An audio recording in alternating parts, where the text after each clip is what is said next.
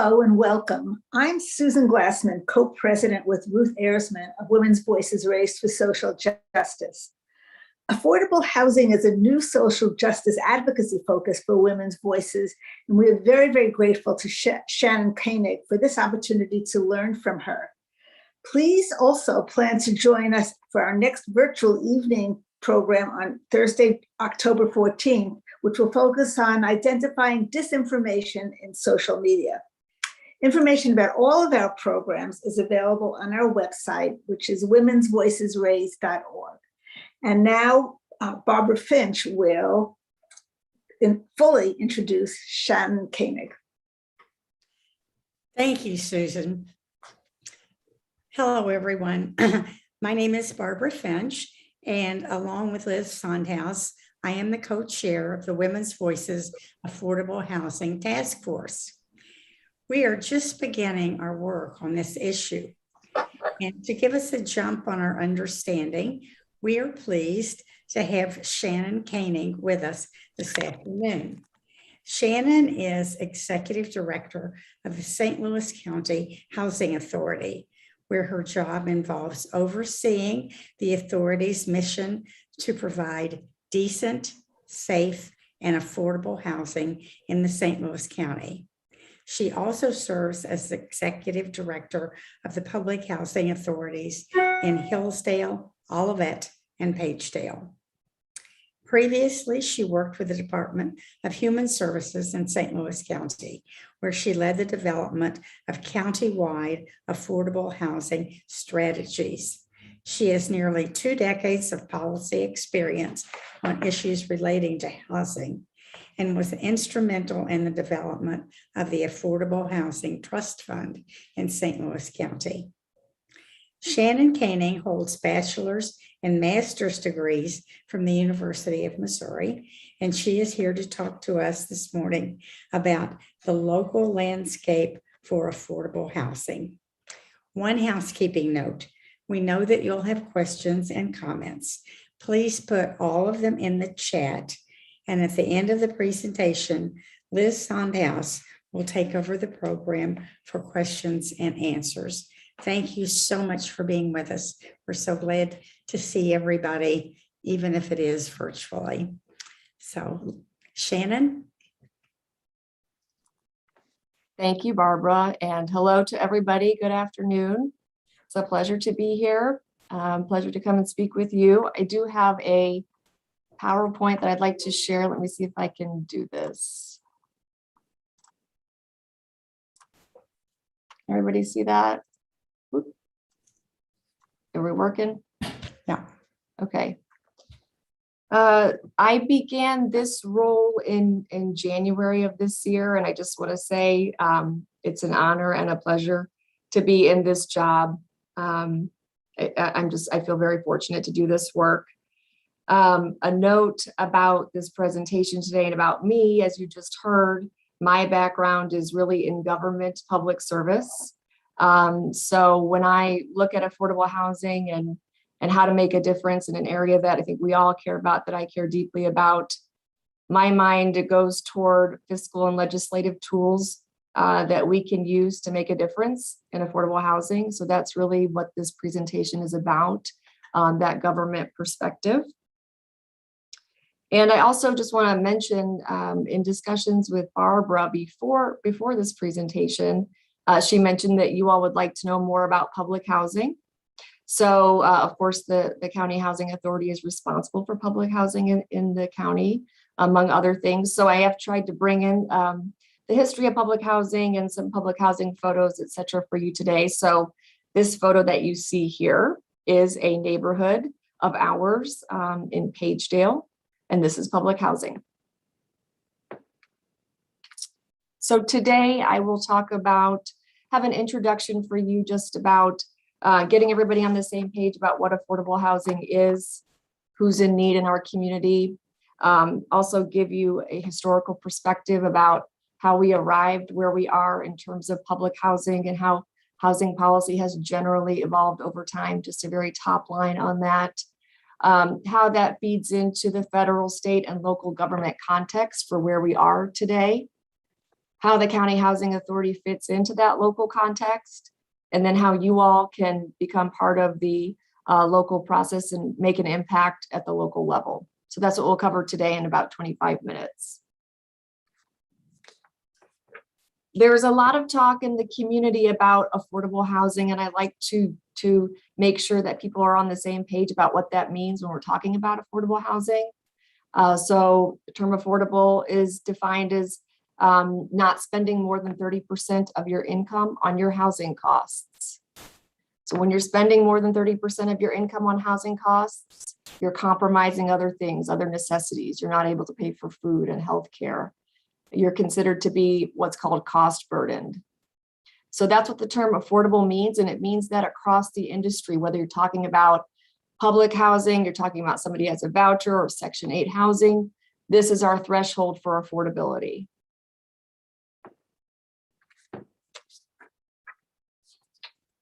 This is Miss Solomon, who lives in Wellston. She's in our senior development in Wellston. So in St. Louis County, this is also a helpful place for us to make sure we're all on the same page and understanding the universe here in St. Louis County. So we have about 1 million residents in St. Louis County. Those 1 million residents live in about 400,000 households. 1 in 4 of our households in St. Louis County are cost burdened. They're paying more than that 30% on their housing costs. 70,000 of those households are making less than $35,000 a year. For a frame of reference, the federal poverty line is $26,500 for a family of 4. So we know that a lot of these folks are living in poverty, and we know that poverty disproportionately impacts people of color. Again, out of these 70,000 households, 50,000 plus are renters and about 40,000 are seniors. So we also know that renters and seniors are disproportionately impacted at this level of income as well. So that's who we're serving. And when you talk about housing, people who are homeless factor into this as well. We have about 500 homeless people who are living in shelters and on the street in St. Louis County. And we have about 6,000 homeless students. So I say this to help us all be on the same page about who we're serving in St. Louis County when we talk about the need for affordable housing. I want to step back and talk to you a little bit, give you a historical perspective here. I had a really interesting time preparing for this presentation today and realized that I cannot possibly talk about the history of public housing sufficiently in 20 minutes. Of course, the history there is very complex and very rich, but I did want to at least put some things out here for you as some highlights in the history of public housing. But I do want to talk about how public housing has evolved over time and how the history of housing policy has evolved over time. What's important here about some of the highlights in terms of 1937, the Housing Act establishing public housing in 1949, establishing a national housing policy. We have the Brooke Amendment, which sets that affordability threshold for us that we talked about. We have funding that's come into play in 1974, the Community Development Block Grant Program, which goes to communities. 1990, our home funds. And then later in 92 and even in 2012, acts related to transitioning public housing. So back in 1900 was about the beginning of when we saw the first housing legislation come up.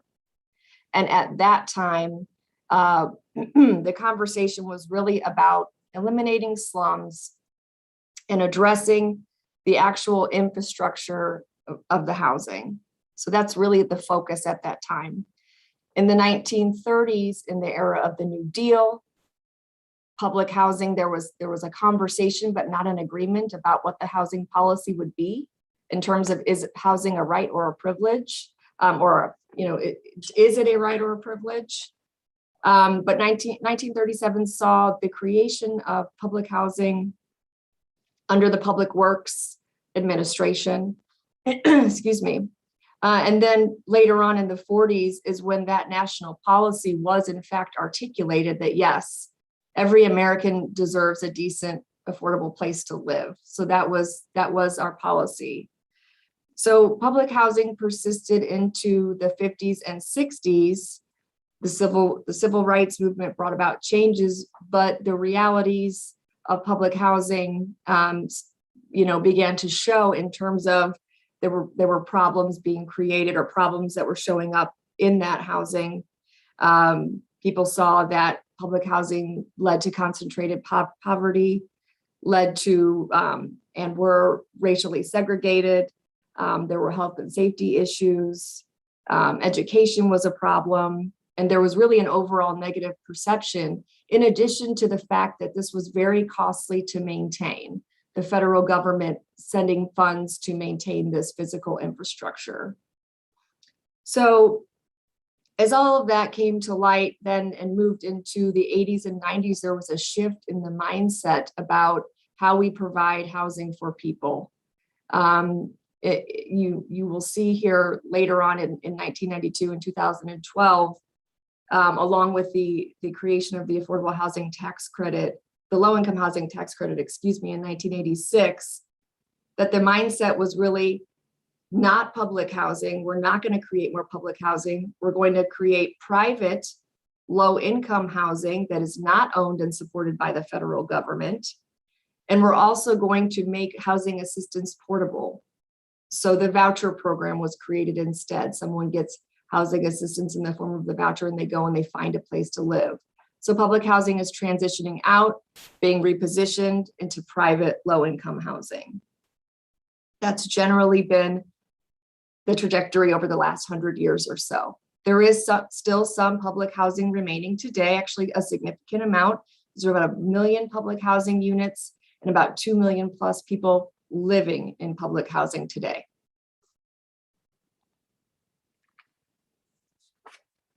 I do want to talk about the low-income housing tax credit because it has become the most important tool we have today for creating affordable housing. Since we're not creating any more public housing, this is how affordable units are brought online. They're not necessarily the same clients that are served by public housing. Public housing can accommodate people who have no income, people with disabilities, who can't afford other housing, but it does meet and overlap with the population that's served by public housing. But low-income housing, as I mentioned on the last slide, is actually built by private development teams, partnerships that public entities can be a part of, but you come together to form an entity to develop this low-income housing using the tax credit program.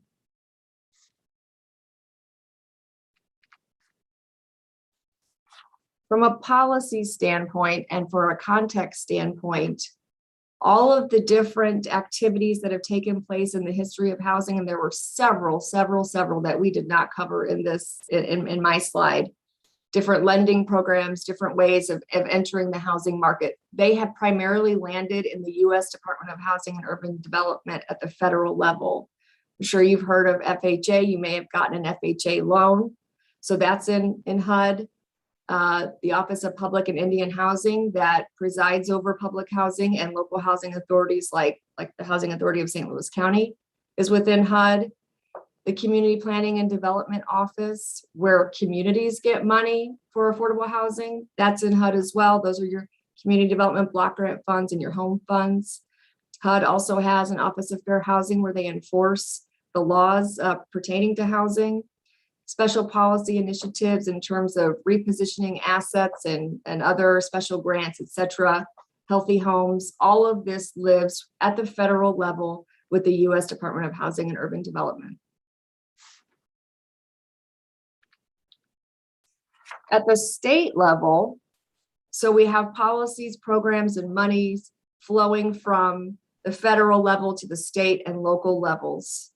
And at the state level, the Missouri Housing Development Commission is really the housing body at the state level. They have their own allocations of home funds from HUD. They provide home loans to first-time home buyers. They actually have homelessness funds. They've been part of administering the recent rental assistance programs that we've seen come down from the federal level. And quite importantly, they also administer the low-income housing tax credit. They are the state housing finance agency in Missouri, and state housing finance agencies across the country serve in a similar fashion as the Missouri Housing Development Commission. So this network of state organizations is replicated in all states, just like the local network is replicated locally across the country as well.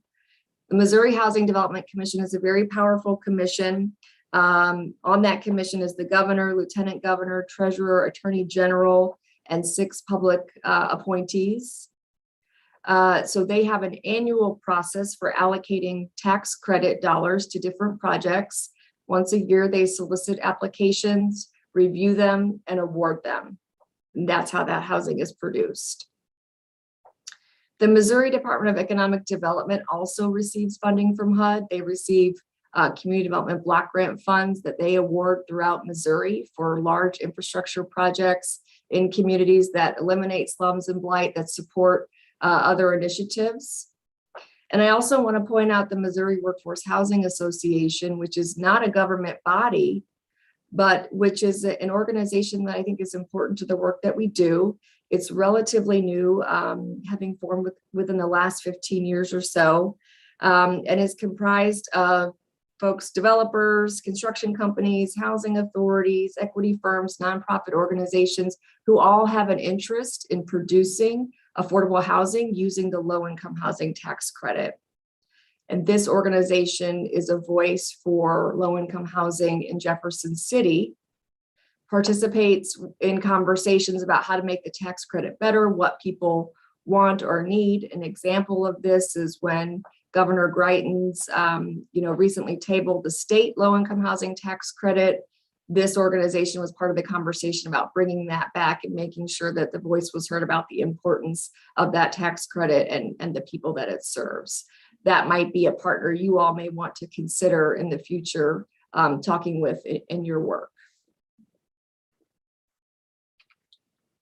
So at the local level,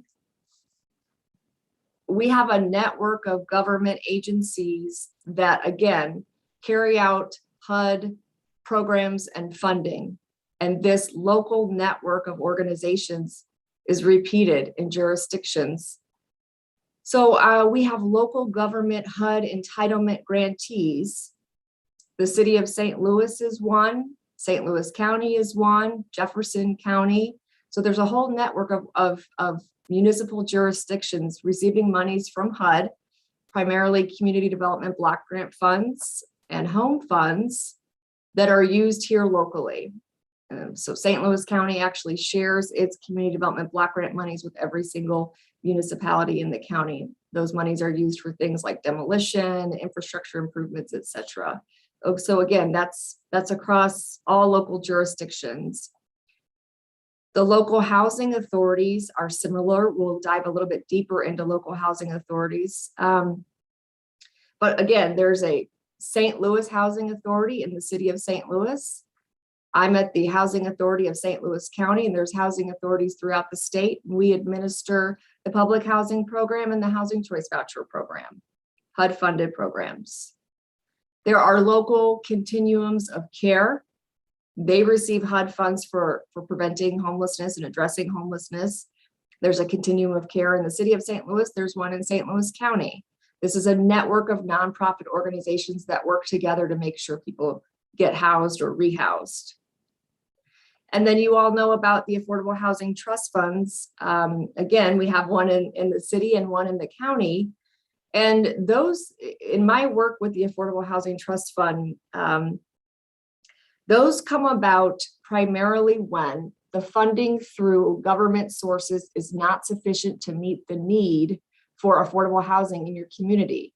And when we looked at affordable housing trust funds across the country before establishing our own, that is what we really found, is that no affordable housing trust fund is like any other, because it's based on what the community needs, but it's giving your community a vehicle to bring in additional dollars locally to address that need.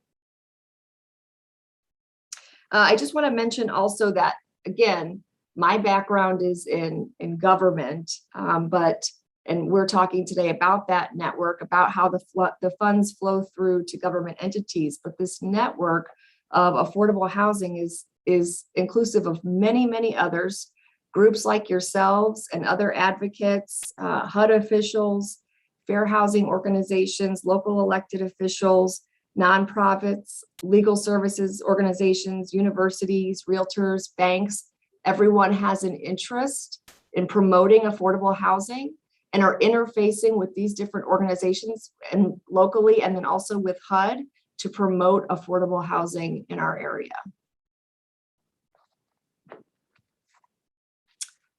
This is one of my favorite pictures of the group of seniors in Wellston who fought to keep their housing, and they are outside of the Wellston public housing in this picture.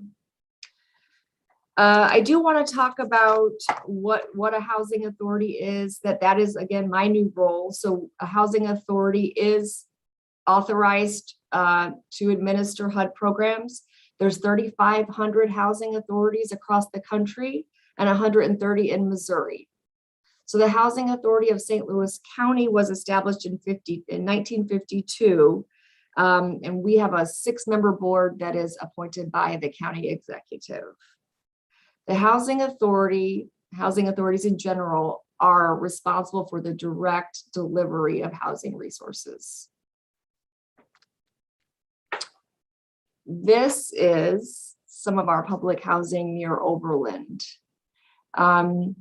Our mission at the Housing Authority is to provide decent, safe, and affordable housing, ensure equal housing opportunity, promote the self-sufficiency of our clients, improve their quality of life.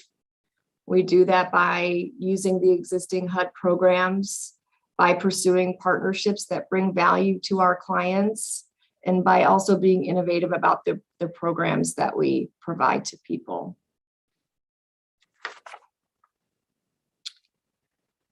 Our primary activities are common to housing authorities across the country. Again, we're working with that 30% threshold, affordability threshold in what we do and in the programs that we administer.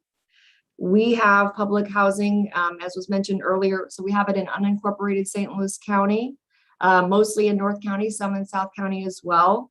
A lot of single family housing that we own and manage. And we also manage the housing in Hillsdale, Olivette, and Pagedale. This house is in our neighborhood in Olivette. So in addition to the public housing program, we operate the Housing Choice Voucher Program. Excuse me, in public housing, we serve about 700 families. We have about 700 units. The Housing Choice Voucher Program serves about 7,000 families. That program is, once every few years, we open the wait list for that program. Several thousand people sign up, and we spend the next several years working through that wait list. Once a person comes to the top of the wait list, we call them.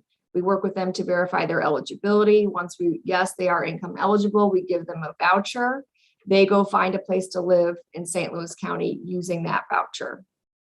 That's how that program works.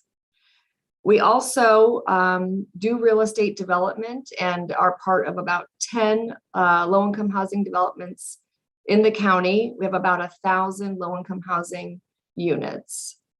So in all, we serve about 9,000 households. And to take you back to the beginning of this presentation, when we talked about how many people are in need in the county, if you're just looking at the 70,000 households making less than $35,000 a year, the Housing Authority of St. Louis County serves about 10% of those people. And we are the direct delivery of resources. So that tells you something about what the remaining need is in the community for housing resources.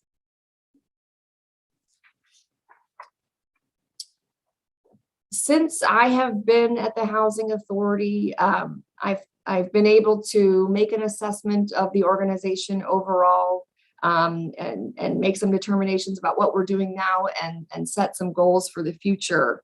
And these are those goals here on the screen. I want to work hard to make sure that we do what we do well in terms of maintaining our public housing, and maintaining our voucher program and being in compliance, et cetera. We are a high performing agency and we need to maintain that status.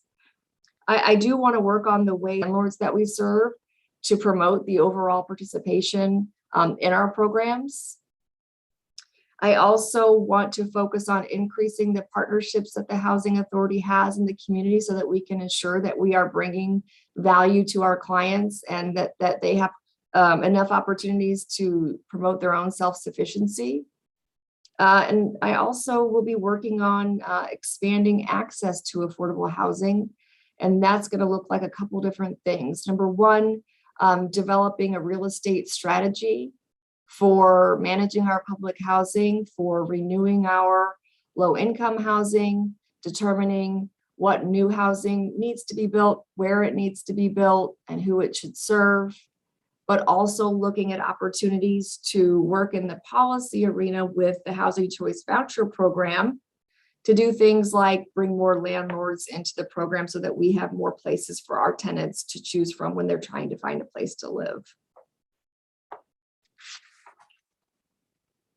This is one of our senior tenants and her granddaughter at our Spanish Lake development. And I just want to give you my perspective on how you all can support affordable housing.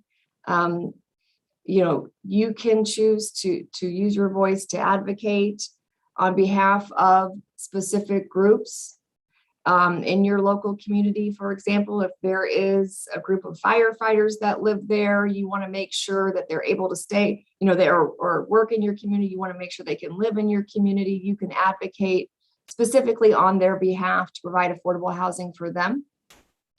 That's proven to be successful.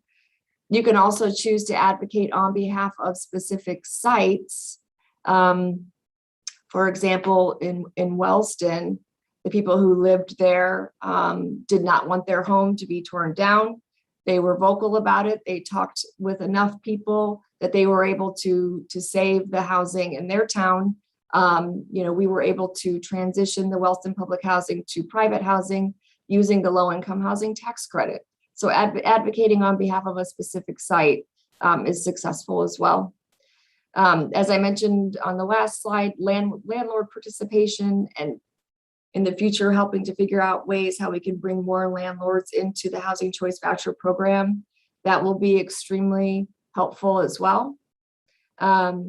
Advocating for zoning laws, knowing what your zoning laws are in your community, and advocating to ensure that those permit multifamily housing and in your community, affordable housing in your community. That's important. You could also advocate for additional funding for the Affordable Housing Trust Funds. Of course, the city of St. Louis is more funded than the counties. The county is funded by part of the local sales tax on medical marijuana revenue. But if we know we need more resources for affordable housing in the community, that's a place where we can advocate for those resources to go. You could also advocate for increased coordination among your local governments and local government bodies. One of the things that I've been focused on in the past couple of years is how we, all interested parties in affordable housing, work together to meet the same goals, and deciding on what those goals are and how we interpret the data, et cetera. I think that there needs to be a movement towards that in order to get that increased coordination. And finally, I would say that I would encourage you to participate in your state and local bodies. Anyone receiving HUD monies is going to be required to have some kind of public participation. They have to publicize their plans. They have to allow for public input. So if you can begin to be familiar with the organization and with their processes, then you can identify the times and places when you can insert yourself into the process and make sure your voice is heard. I'd like to conclude by saying thank you to all of you. I hope that you know how valuable your work is to someone like me, and I look forward to working with all of you in the future. I'm gonna stop sharing my screen.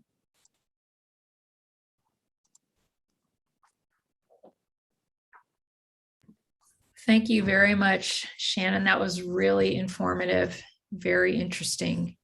I'm going to be coordinating the questions that our audience has for Shannon from the Zoom.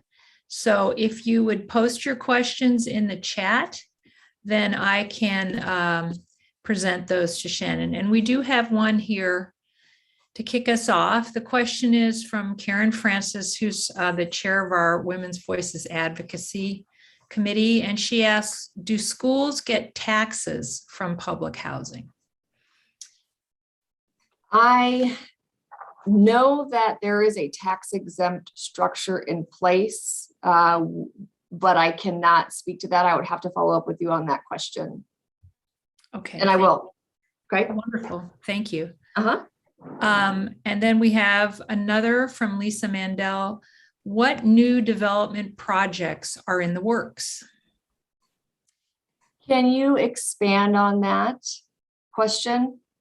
What type of development? In terms of low-income housing developments? Yes, I believe that's the general gist of the question regarding low-income housing. Okay. So that's a great question. So that process, it takes place at the state level through the Missouri Housing Development Commission. And there is right now a call for applications. So they are due at the end of next week. So the Missouri Housing Development Commission will collect those, and then they publish which developments are being proposed. So I do have some knowledge of projects that are being proposed based on the fact that there's a notification process that's stipulated by MHDC where they have to let the Housing Authority Director and other officials know what projects are being proposed. So just generally speaking, I saw a single family home development in Jennings. Let's see, what else have I seen? I've seen a few projects in Pagedale where Beyond Housing is doing its work. The St. Louis, or the Housing Authority, we are looking at taking our public housing in Maryland Heights and transitioning that to private ownership with the low-income housing tax credit program. And that may be the only developments that I personally know of right now. Great, thank you very much. Our next question is Becky Clausen asks, is there any negotiation possible as to the rental cost in low-income housing? In terms of